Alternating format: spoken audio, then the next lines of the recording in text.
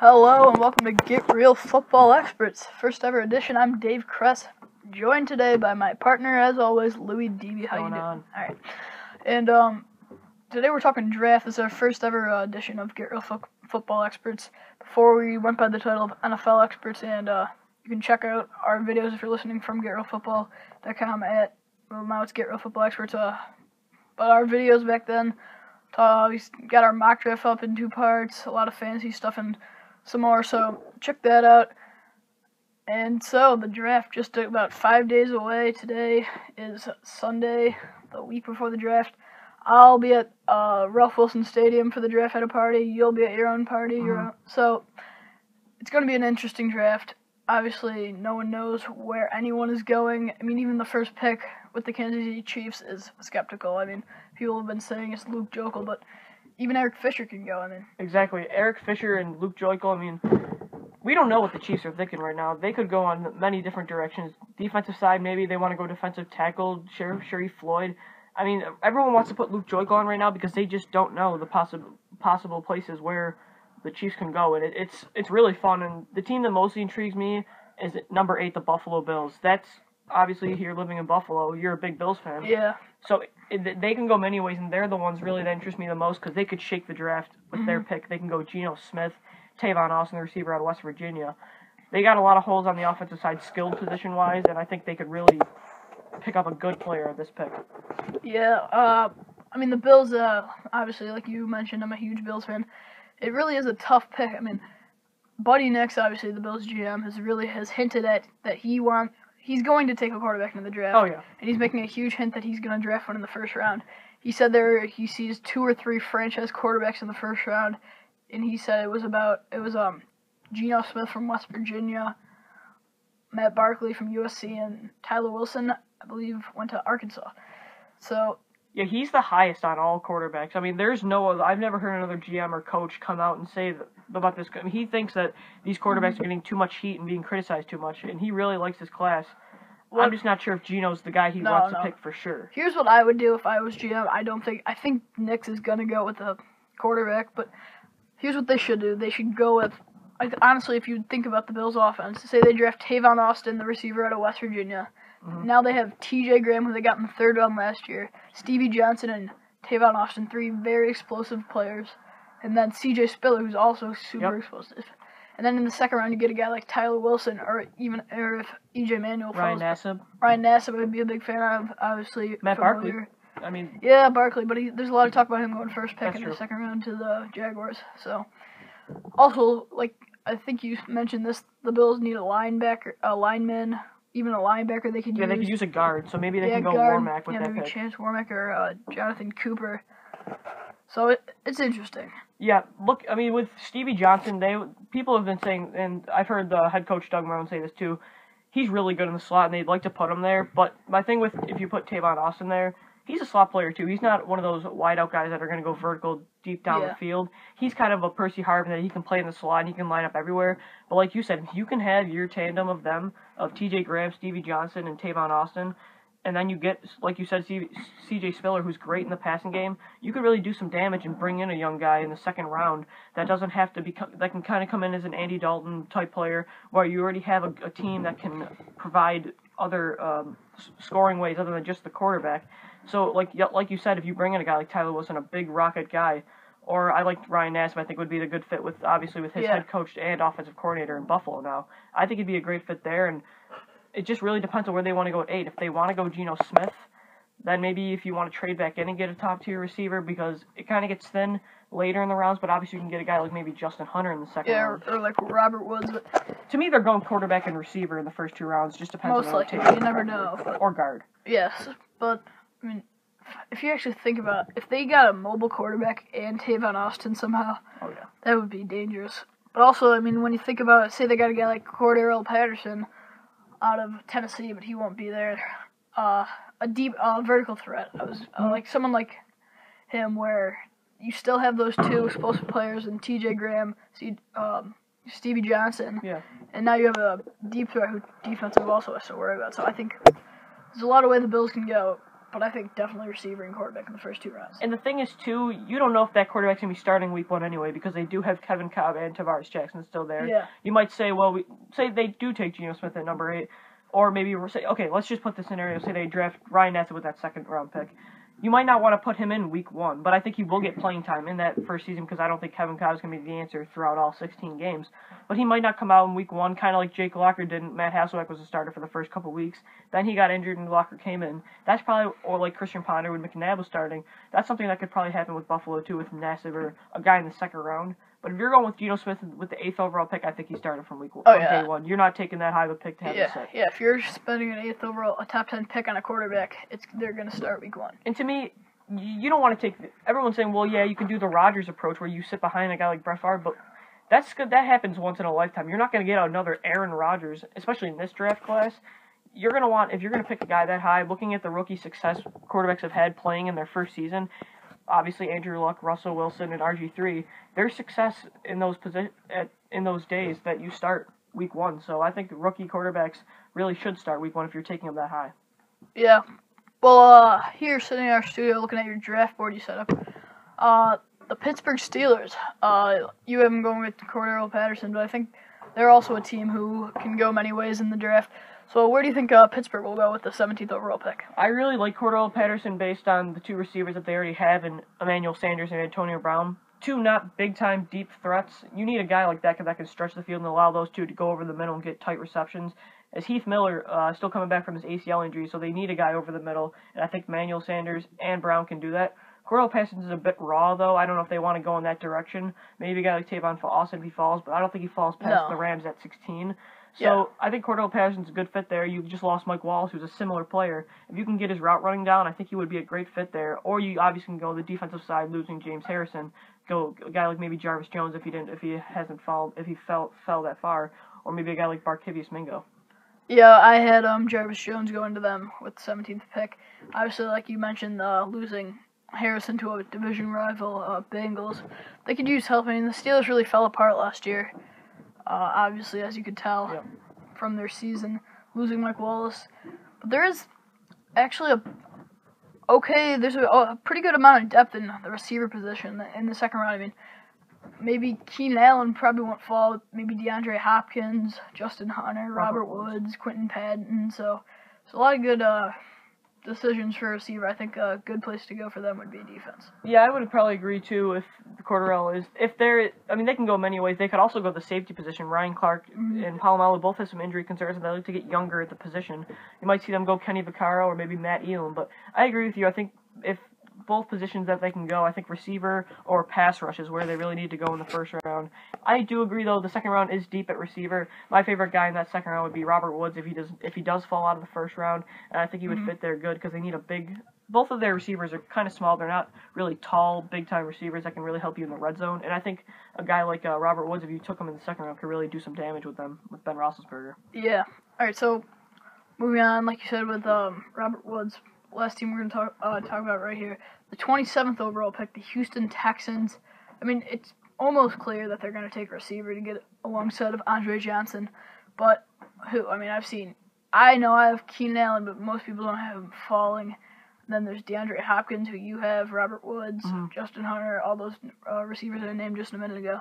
So, what receiver do you think will go there? I mean, obviously you had Hopkins a couple days ago, then you changed it to Robert Woods, and now I think you're moving it back to Hopkins. So, what are you thinking? Yeah, I'm conflicted with this because based on really, it could go either way, really, and you could also see it maybe Justin Hunter go there. I mean, I think, like you said, it is a sure thing that they're going there because you lost Kevin Walter, and there's no other guy on that other side. I can't name their other receiver that would go there without drafting somebody. Maybe they do want to take one in the 2nd round because of how deep it is, but I think you need to make sure you get a good, productive guy from that start. I don't have Keenan Allen falling. I have him going 2 picks before the Minnesota Vikings. I'm putting DeAndre Hopkins back there based on he's the most complete receiver that's left. Justin Hunter's still a little bit raw. Both Tennessee receivers are. And Robert Woods is good, but I still think there's more upside in Hopkins. I think he fits the scheme more with Schaub. And I think he fits well with Andre Johnson, who can mentor him and become their future number 1 receiver. Yeah, in my mock draft before my latest one, I had Hopkins there. I've had Hopkins there for most of the time until I had Keenan Allen there. So, but Keenan Allen could fall. I mean, yeah. there is a possibility if the Vikings. I mean, a lot of teams that need a receiver in the first round could wait, but it depends on how many teams want to wait. Well, I saw I think it was Mel Kiper Jr.'s mock draft, but someone's mock draft had Keenan Allen dropping out of the first round and going like 40th overall in the second round. I don't see that happening. I don't think so. Do you think maybe I don't think if you wait I don't think if you're going to get, is the talent that much divided where if you don't go Keenan Allen, can you get a guy that could be just as talented in the second round? Do you think really the talent goes the top three, Cordell Patterson, Tavon Austin, and Keenan Allen, and then the other guys are less? Are they right up there with, I mean, because I think if the Vikings want to go Keenan Allen there instead of a guy like Justin Hunter in the second round, I think that's a big upgrade. Yeah, but well, also for the, hold on, sorry.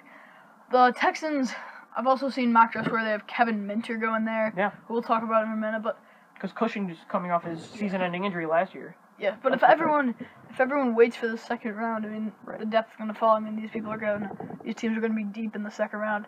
Just as glance, I'm not 100% sure about that because of all that second round, however that gets set up. But I think they should go with the best receiver available here. Obviously, having the 23rd and 25th pick in the draft, it'd just be the best thing to do. Yeah, we don't know who they think is their top receiver at this position too. We think obviously if Keenan Allen's there or DeAndre Hopkins, but they know. I bet you they know who they would rather have. I think they already have it mapped out. But like you said, I don't think.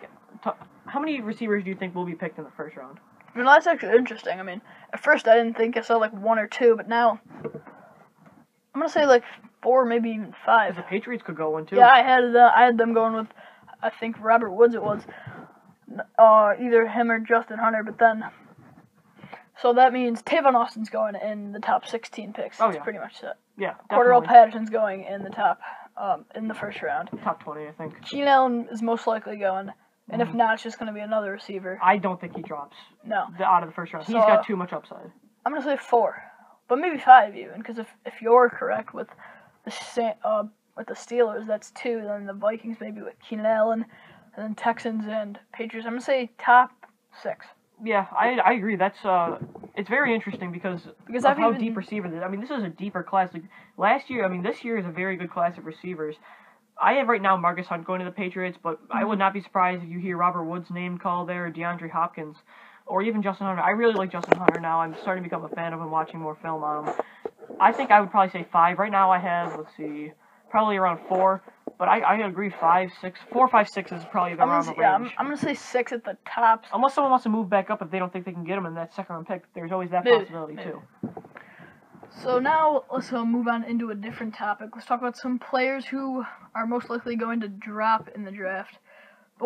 So obviously, the first person let's start out with, Geno Smith is obviously a very interesting topic to talk about. Player, the quarterback is most likely going to be the only one to go in the first round. You can see him all over the top 10, obviously. Number 2 to the Jaguars, number 3 possibly to the Raiders, most likely not. Even 4 to the Eagles is a possibility. 6 to the Browns isn't out of the question. Yeah, there's a ton of possibilities. The Cardinals, it wouldn't be bad if they took him and then the Bills, and then even the Jets, who we'll talk a little bit about more in a couple minutes. But I think if they get past the Jets, he could plummet. He's going to drop into the 20s unless someone trades back in to get him. It's going to be really fun to watch if he does pass by those 2 Jets picks, which we'll get to, if they do have 2 picks. Really, you see him go past number 9 with the Jets or possibly number 13. I would just be afraid he might drop out into the second round, but I think you could see a team like Buffalo come back in. I think they're the top team that would want to do that. Maybe Philadelphia, but I think they like E.J. Manuel in that second round with that 3rd overall pick in the second round. It's going to be very interesting to see where he goes, and I think if he does fall, it's just going to be fun. That's why I love this draft, is because you don't know what's going to happen. It's just going to be really interesting to see if a team's looking to move out and a team wants to come back in and get their QB. Atlanta wants to move up. San Fran, I think, is comfortable where they are. Maybe Baltimore wants to move out, but I think that's the kind of a late pick. It's going to be interesting, and I really think he is the top prospect that could fall. Yeah. I mean, if he drops past, which now... Well, let's get back to this topic and let's talk about the Jets. Obviously, we've been hinting at it. Right now, currently, we are recording this at 2:20 p.m. on a Sunday, and Jarrell Reed, if he passes the physical, it's a deal with the Buccaneers, which would give them the 13th overall pick and much more. But that's obviously the most significant one. so I might get an alert on my phone. You might, while we're recording this. But I think if they get that deal done, which they probably will, I'm going to say Geno Smith does go to at least in one of those picks. Or maybe they can go, say, like you had Jarvis Jones going there, I had Ziggy Ansah in the first round, so going with a defensive lineman, and then maybe Xavier Rhodes, the cornerback. It is very interesting if they do this deal, and people are saying that it's final. They're finalizing it right now. Darrelle Revis went to Tampa Bay to get a physical. If you do this, I mean, yeah, I heard that I heard it was. If he passes the physical, it's a deal. And that's very interesting because that might be where Geno goes. Say, just from my mock draft perspective, say the Jets go Jarvis Jones at number 9. You could go a younger cornerback at Xavier Rhodes who's not going to cost as much and has that upside at the corner position to go across Antonio Cromartie. But hey, say right there, that's the place for Geno Smith. You got that second pick. They did lose Dustin Keller, so maybe Tyler Eifert at Notre Dame. I think the Jets are in a great position if they do this, and I almost think it's a good idea. It's a smart move that they traded Darrelle Revis coming off an ACL tear. I think it's a very bold move for the Jets, and I think it's going to be an interesting one. I think that could be where Geno's landing spot is if he falls past Buffalo at number 8 or the Jets at 9. Yeah. Well, they can't start with Sanchez. He sucks. Yeah. Mark Sanchez is just the worst quarterback in the NFL right now.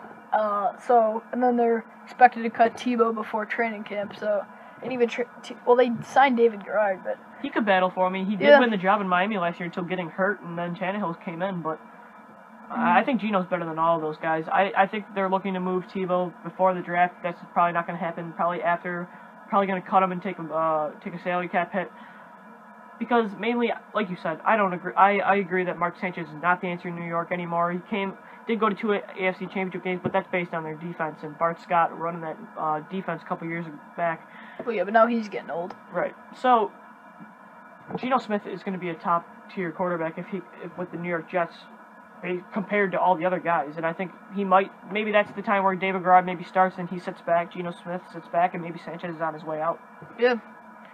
So, I mean, the Jets are really in an interesting position to go to in the draft. So. Yeah. But like when you said a little bit about the tight ends, Tyler Eifert and Zach Ertz are pretty much after them too. It's a pretty big drop off. Oh yeah. I mean, most people don't even know other people besides those two. So. Yeah. I mean. Kelsey from Cincinnati could be a guy in the second or third round too. Other than that, though, like you said, it's a drop off. I don't know. It's interesting to see. Last year, tight end did not go. The first guy was Kobe Fleener in the second round, going from Stanford, going to the Indianapolis Colts. I'm very interested to see if a tight end goes in the first round. Dave, do you think a tight end does go? I think there will be one, either if they go 13 or maybe even to 31. I think there's a highly chance that one of them will go, and I think it's going to be Eifert. I don't think Ertz will go in the first round. I think so too, and maybe the Atlanta Falcons have a backup plan for Tony Gonzalez when he retires next year. Oh wait, I said 31, I meant 30. But 31's a good position too, though, because the 49ers lost Delaney Walker. So, in their offense runs on a 2 tight end set, obviously with Vernon Davis and Walker lining up last year. They might go, you might be right actually with that Tyler Eifert too, to San Fran or one of those picks at 30 or 31. It's going to be interesting though, and I think Ertz does fall out of the second round unless you see the Jets take Eifert, and maybe the Falcons or 49ers really like what they see out of Ertz. Yeah. So let's go back to the topic we started on before, players most likely to drop out of the first round. So how about you throw one at us? This is an interesting one, and I really think it would be kind of a surprise, but I'm going to say Kevin Minter, the linebacker out of LSU, because... Well, I know Mike Mayock, he recently changed Minter. I think he moved him up one. Yeah. But, I mean, obviously, I still believe Alec Ogletree is the best one out of Georgia.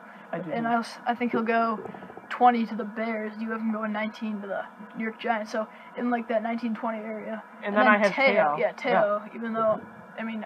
I have him going to the Vikings as well as you. So, but they're both first-round picks, I think. I think the difference between them and Minter is that they're more NFL-ready right now to start Week 1. I really like Alec Ogletree to the Giants, and I think they go back-to-back, and then the Bears take Teo. The only position that I really like, maybe the Vikings do want to go Kevin Minter with one of those 2 picks instead of like I have them with their first pick taking Sylvester Williams, the defensive tackle out of North Carolina. Maybe right there they go Minter. Them or the Baltimore Ravens. If not them, I think he does fall. Obviously, like you said, the Houston Texans are a candidate too, but I think it's a sure thing that they go receiver. The Ravens could go safety with that pick. Maybe Eric Reed from LSU. They could go corner. I mean, they could go receiver, offensive tackle, maybe Menelik Watson losing Bryant McKinney. So there's a lot of positions that they can go. So I don't think Kevin Minter is a lock to be a first-round pick. No, me and you both have him go to the Ravens here, but for all the reasons you said, they would not go with him, and I think he will be there. I think 32. So. Oh yeah, I think so too. Unless Minnesota, I think is a good candidate, but other than them, I don't think. If Teo's there, they'll probably go. Yeah, I'm just curious to see where Teo goes, and that'll really, to me, where Teo goes decides if Kevin Minter stays in the first round. All right. Here's an interesting one to talk about. Player not really going to drop, but Eddie Lacy, just the whole running back situation in the draft. No, it's the least probably position in the draft. Obviously, last year, number 3 went Trent Richardson to the Cleveland Browns. Now his former teammate Eddie Lacy out of Alabama as well. Where do you think he'll end up in the first round, or will he end up in the first round? The running back situation is really interesting this year, and I don't think it's, I mean, people are saying that it's weaker than the classes before. I don't really think it is. I really like Eddie Lacy. This could be the 3rd year in a row where an Alabama running back gets picked in the first round, and I like him to the Green Bay Packers.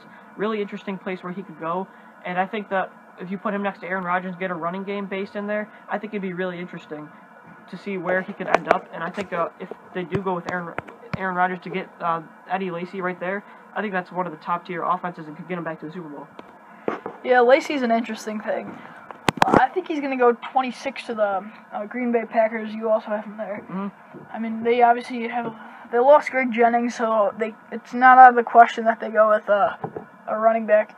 A receiver, but probably a running back. Obviously, they never really had a star power running back in the past few years, and I think this could be a good chance to get one.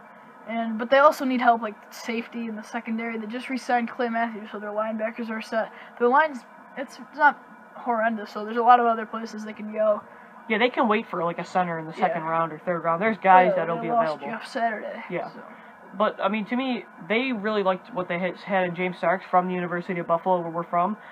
They really liked what they saw in him. He didn't really work out, battling injuries throughout his whole career. Cedric Benson they brought in, like you said, they haven't had a big contributor at running back since even when Ryan Grant was there. He had 1 year as a 1,000-yard rusher, but that's really it.